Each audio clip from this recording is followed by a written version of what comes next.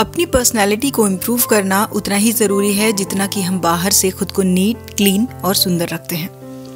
जब आप regularly good qualities को अपने अंदर डेवलप करते हैं और बैड हैबिट्स को कम करते हैं तो आप ज़्यादा बेहतर परफॉर्म कर पाते हैं और ये आपकी पर्सनैलिटी से भी समझ में आने लगता है। लेकिन सबसे पहले तो आपको यही भ्रम तोड़ना है कि आपको जैसा बनना था आप वैसे बन चुके हैं। अब चेंज होना बहुत मुश्किल काम है, लेकिन आपकी पर्सनैलिटी कोई पत्थर की लकीर नहीं है जो एक बार बन गई तो चेंज नहीं हो सकती। इसीलिए इसे बेस्ट बनाने के लिए कुछ ज़रूरी चेंजेस किए जा सकते हैं। सो खुद को कॉन्फिडेंट, एक अट्रैक्टिव पर्सन बनाने के लिए हमें क्या करना चाहिए, वो कौन सी टिप्स हैं जो हमारे लिए बेस्ट हैं और इजी भी। तो आज के इस वीडियो में हम यही जानेंगे। तो चलिए वीडियो को स्टार्ट करते हैं। अपनी पर्सनैलिटी को अट्रैक्टिव बनाने के लिए और इम्प्रूव करने के लिए सबसे पहले आपको सेल्फ अवेयर होने की ज़रूरत है। आप एक स्ट्रॉन्ग पर्सन हैं जो हर दिन कई तरह की टफ सिचुएशंस को फेस करते हैं और कहीं ना कहीं इसी वजह से आप अपने इनर पर्सनैलिटी पर ध्यान देना लगभग भूल जाते हैं और इस बात पर ध्यान नहीं देते कि आपके बिहेवियर, आपके कम्युनिकेट करने के तरीके दूसरों को कैसे लगते हैं, दूसरों पर उनका कैसा असर पड़ता है। सो अपने प्रेजेंट पर्सनल बिहेवियर के बारे में सेल्फ अवेयर होने से आप ये जान पाएंगे कि वो दूसरों को किस तरह से अफेक्ट करता है, ताकि आप उन एरियाज की पहचान कर सकें जिससे आपको बदलने की ज़रूरत है, जैसे कि हमारे morals, values, beliefs, habits, feelings और साइकोलॉजिकल नीड्स। सेल्फ अवेयर होने से आप ऐसी बहुत सारी सिचुएशंस को अपनी लाइफ में आने से रोक सकते हैं जो आपको मेंटली और सोशली परेशान करती हैं, और खुद को बेहतर तरीके से समझना आपके ऊपर पॉजिटिव इम्पैक्ट भी डालता है। इसीलिए आपकी लाइफ को एक बेस्ट डायरेक्शन के साथ साथ बेस्ट एक्सपीरियंसेस भी मिलते हैं और ये टफ सिचुएशंस को आपकी लाइफ में आने से आपको बचाता है जो आपको बहुत ज़्यादा स्ट्रेस में डाल देती हैं। दूसरे वर्ड्स में आपकी पर्सनालिटी के बारे में सेल्फ अवेयरनेस आपको चीज़ों को एनालाइज करने में हेल्प करती है कि आप किसी बात के बारे में कैसा रिएक्शंस देते हैं, कैसा फील करते हैं, और इसी वजह से आपको अपनी लाइफ में बेटर ऑप्शंस चूज करने का मौका भी मिलता है। स्ट्रॉन्ग, कॉन्फिडेंट और अट्रैक्टिव पर्सन बनने की जर्नी में हमारी अगली टिप है list of good and bad habits. कुछ ऐसी गुड हैबिट्स या क्वालिटीज होती हैं जो हमेशा से हम अपने अंदर डेवलप करने के बारे में सोचते रहते हैं, जो प्रेजेंट में हमारे अंदर नहीं होती। फॉर एग्जाम्पल, अगर आप एक इंट्रोवर्ट पर्सन हैं लेकिन कई बार आप चाहते हैं कि आप लोगों से कॉन्फिडेंटली मिलें, उनसे बात करें और उनसे बात करने में, इंटरेक्ट होने में आप नर्वस फील ना करें। वैसे ही अगर आप एक क्रिएटिव पर्सन हैं तो आप अपनी क्रिएटिवनेस को अपनी लाइफ के दूसरे एरियाज पर भी लागू करना चाहते हैं। तो वो कौन कौन सी हैबिट्स हैं उन्हें ज़रूर लिखिए जो आपको लगता है कि आपके अंदर होनी ही चाहिए। और साथ ही अगर आप में कोई ऐसी हैबिट्स हैं जो आपको पसंद नहीं है या फिर आपको लगता है कि आपकी पर्सनल डेवलपमेंट की जर्नी में या फिर लाइफ को सक्सेसफुल बनाने में वो एक हर्डल हो रही हैं, तो आप उसे भी लिखिए, क्योंकि बैड हैबिट्स आपकी लाइफ को और मुश्किल बना देती हैं।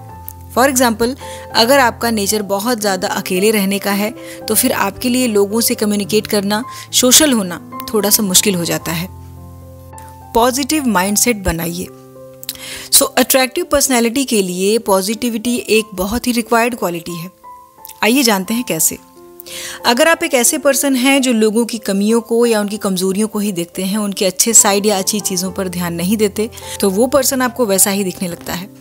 आप उस पर्सन को वैसे ही जज करने लगते हैं और उससे कुछ भी अच्छा नहीं सीख पाते, तो चाहकर भी आप उस पर्सन से अटैच नहीं हो पाते, उससे बात नहीं कर पाते।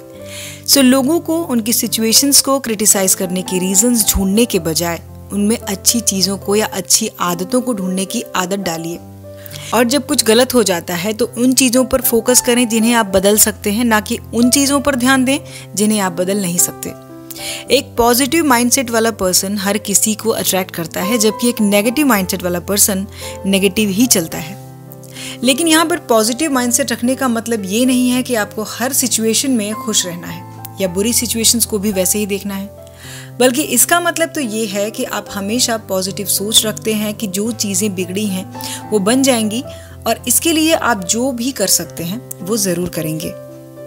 हमेशा सबको इम्प्रेस करने की कोशिश ना करें। अगर आप भी दूसरों को अच्छा फील कराने के लिए या दूसरों को इम्प्रेस करने के लिए खुद के साथ समझौता कर लेते हैं तो आप अपने साथ ये बहुत गलत करते हैं। बल्कि सबसे इम्पॉर्टेंट बात तो ये है कि आप किसी जगह या सिचुएशन में खुद को अपने हिसाब से कैसे प्रेजेंट करते हैं। लोगों का क्या है, आप उन्हें कभी भी खुश नहीं रख सकते क्योंकि उनकी पसंद नापसंद उनकी ज़रूरतों के हिसाब से बदलती रहती हैं। सो कोशिश करें ऐसे लोगों के साथ रहने की जिनकी आप वाकई परवाह करते हैं, जिनसे आप प्यार करते हैं और जो आपके लिए लॉयल हैं। गाइस, सिर्फ बहुत सारे दोस्त होना ज़रूरी नहीं है, आपको सच में अच्छा फील भी होना चाहिए। ये बात ज़्यादा मैटर करती है क्योंकि वो कहावत है ना कि क्वालिटी मैटर्स नॉट क्वांटिटी। अपनी ज़रूरतों के लिए अवेयर रहें। हमारी ज़रूरतें, रिक्वायरमेंट्स हमारे बिहेवियर को बहुत ज़्यादा अफेक्ट करती हैं। सो इसके लिए भी अवेयर रहना बहुत ज़रूरी है क्योंकि यही आपको ये समझने में हेल्प करता है कि आपके लोगों के साथ रिलेशनशिप्स कैसे होंगे, आप लाइफ में कितने सक्सेसफुल हो पाएंगे, क्योंकि आपकी नीड्स, रिक्वायरमेंट्स ही आपको मोटिवेट करती हैं आगे काम करने के लिए। अगर आपकी ज़रूरतें पूरी नहीं हो पा रही हैं तो आपका मोटिवेशन अपने आप कम हो जाएगा, आप ज़्यादा परेशान हो सकते हैं और आपकी लाइफ में ज़्यादा स्ट्रेस और स्ट्रगल भी हो सकता है क्योंकि ये हमें निराश कर देता है। हम खुद को दूसरों से कम समझने लगते हैं और ये चीज़ आपकी पर्सनैलिटी को और आपकी लाइफ को बेहतर नहीं बनने देती। हॉबीज़ और स्किल्स डेवलप करें। एक अट्रैक्टिव और बेस्ट पर्सनैलिटी के लिए अपने अंदर इंटरेस्ट बनाए रखना बहुत ज़रूरी है।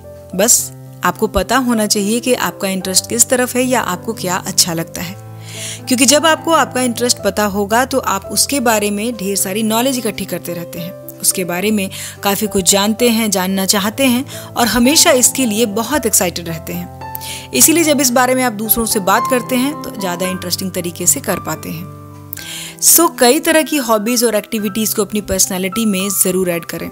इससे आपको अपनी लाइफ को बैलेंस बनाए रखने में भी हेल्प मिलेगी। और अगर आपके पास पहले से ही कोई ऐसे शौक हैं, हॉबीज़ हैं, तो उन पर काम करने के लिए थोड़ा सा टाइम ज़रूर निकालिए। अगर आपको लगता है कि आपकी पर्सनैलिटी में कुछ चेंज किया जा सकता है तो अपने अंदर 1-2 हॉबीज़ ज़रूर रखें जिसे आप हमेशा सीखना चाहते थे।